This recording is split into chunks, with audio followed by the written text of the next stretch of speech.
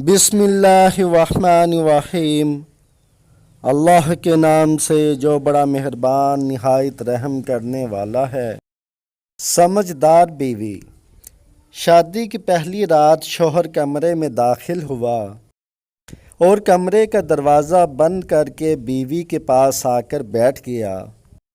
सबसे पहले उसने बीवी को सलाम किया, उसके बाद 5,000 रुपये हक महर देने लगा। बीवी ने कहा, मैं हक महर नहीं लेती, आपको मुआफ़ करती हूँ। खावंद ने दोबारा देने की कोशिश की तो बीवी ने फिर वही जवाब दिया। खावंद ने तीसरी बार कोशिश की तो बीवी ने वही जवाब दिया। खावंद ने वो पैसे जेब में डाले और चंद लम्हों के लिए सोचों में गुम हो गया। कितनी अकल और वफा वाली बीवी है जो पैसों से ज़्यादा मुझे तरजीह दे रही है। उसके बाद खावंद ने मुंह दिखाई के 5,000 रुपये बीवी को दिए, मगर बीवी ने मुंह ना दिखाया। इसके बाद खावंद ने मुंह दिखाई के 10,000 रुपये दिए, मगर बीवी ने फिर भी मुंह ना दिखाया। फिर खावंद ने मुंह दिखाई के 20,000 रुपये दिए, मगर बीवी ने मुंह ना दिखाया। फिर खावंद ने मुंह दिखाई के 25, 30, 40,000 हत्ता के 1,00,000 रुपये तक दिए, मगर बीवी ने मुंह ना दिखाया।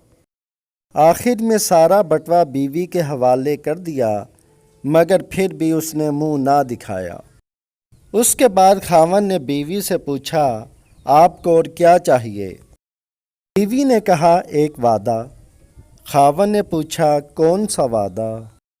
बीवी ने कहा, कि आप मुझसे वादा करो कि आप मुझे कभी छोड़ेंगे तो नहीं। खावंद ने शादी की पहली रात बीवी को ना छोड़ने का वादा कर लिया।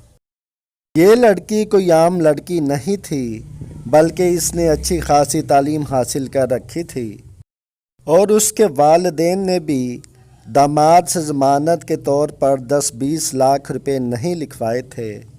ऐसी औरतें सिर्फ नसीब वालों को मिलती हैं जो सिर्फ अपने खावंद से प्यार करती हैं।